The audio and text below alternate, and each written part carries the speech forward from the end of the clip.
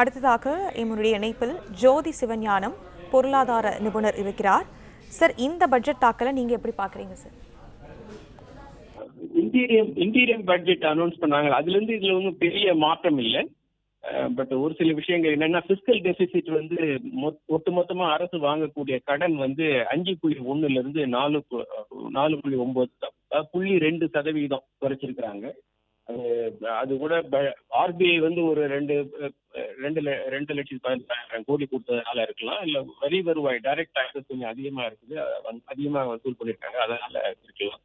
மற்றபடி ஒதுக்கீடுகள்லாம் வந்து இப்ப சென்ட்ரலி ஸ்பான்சர்டு ஸ்கீமுக்கு வந்து 5 லட்சம் கோடி, சென்ட்ரல் செக்டார் ஸ்கீம்ஸ்க்கு ஒரு 15 லட்சம் கோடி, அதெல்லாம் வந்து ஏற்கனவே இன்டீரியம் பட்ஜெட்ல கிட்டத்தட்ட ஒதுக்குனதுதான். வருமான வரி வந்து கொஞ்சோண்டு ரிலாக்ஸ் பண்ணிருக்காங்க. அது வந்து இன்னும் நிறைய செய்யணும், அது வரவேற்கத்தக்கதுதான். மற்றபடி வந்து இந்த பிகாருக்கும் வந்து இதுக்கும் ஒதுக்கி இருக்காங்க. அது என்ன பட்ஜெட்ல நான் டீட்டெயிலா பார்க்கணும், எவ்வளவு ஆக்சுவலா ஸ்பெசிபிக்கா வந்து அலாட் பண்ணிருக்காங்களா பட்ஜெட்ல அப்படின்னு. அது மாதிரி ஒரு 2 மாநிலங்களுக்கு, பீகாருக்கும் ஆந்திர பிரதேஷுக்கும் வந்து தனியா நிதி ஒதுக்கி இருந்தா வந்து அது வந்து ஏற்றுக்கொள்ள முடியாதுங்க. ஏன்னா பட்ஜெட்ல வந்து அது மாதிரி ஒரு அமைப்பு கிடையாது. பட்ஜெட் ஒன்றிய அரசுல இருந்து மாநில அரசுகளுக்கு நிதி பகிர்ந்தளிக்கிறதுக்கு வந்து நம்ம வந்து எஸ்டாப்ளிஷ்டு இன்ஸ்டிடியூஷன்ஸ் இருக்குது, ஃபைனான்ஸ் கமிஷன்ஸ் இருக்குது.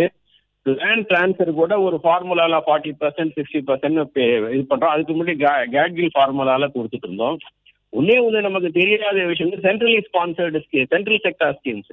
ஸோ அந்த சென்ட்ரல் செக்டார் ஸ்கீம்ஸ்ல வந்து மோஸ்ட்லி வந்து அது வந்து இதுக்கு யூபி, குஜராத் இது போன்ற மாநிலங்களுக்கு வந்து அதிகமா செலவு பண்ணுவாங்க. அதை பற்றி நமக்கு தெரியாது. இன்னைக்கு வந்து ஓப்பனா பட்ஜெட்ல வந்து ஒரு தொகையை வந்து 15,000 கோடி அமராவதிக்கும், அதே மாதிரி வெள்ளம் இரிகேஷன் ஃபிளட் ரிலீஃப் வந்து இது பீகாருக்கு ஒரு தொகையும் வந்து 20,000 கோடி ஏதோ வந்து ஒதுக்கி செஞ்சிருக்காங்க. அது வந்து பட்ஜெட்ல உண்மையிலே பண்ணிருக்காங்களா, இல்ல ஓவர் தி இயர் வந்து அதை செலவு பண்றாங்களாங்கிற அந்த ஸ்பெசிபிக்ஸ் கொஞ்சம் பார்க்கணும். பட் அது மாதிரி ஒதுக்கீடு செய்யறது வந்து ஒரு வரவேற்கத்தக்க ஒரு விஷயம் கிடையாது. ஏன்னா மற்ற மாநிலங்களோட நலன் பாதிக்கப்படுது. இப்போ வந்து பேக்வர்ட் ரீஜன்ஸ்ன்னு ஆந்திர பிரதேஷ் கொடுக்குறாங்க. பேக்வர்ட் ரீஜன்ஸ் எல்லா இடத்துலயும் தானே இருக்குது. அதே மாதிரி இன்ஃப்ராஸ்ட்ரக்சருக்கு வந்து கொடுக்குறாங்கிறாங்க. இன்ஃப்ராஸ்ட்ரக்சர் இருக்கிறது வந்து இப்ப தமிழகத்துல இல்லையா?